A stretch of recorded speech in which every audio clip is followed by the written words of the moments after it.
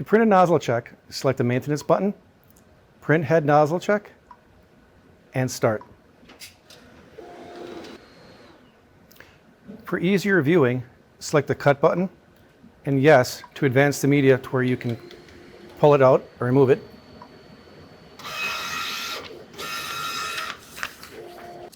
When it is done printing, evaluate the nozzles to make sure everything is firing properly.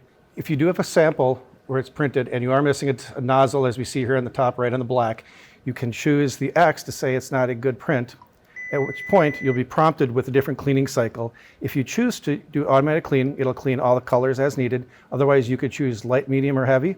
If I do choose one, as an example, light, I can choose select nozzles, and in my example, black had a nozzle that was missing. I would select that and then hit OK, and it will go through that cleaning cycle and start.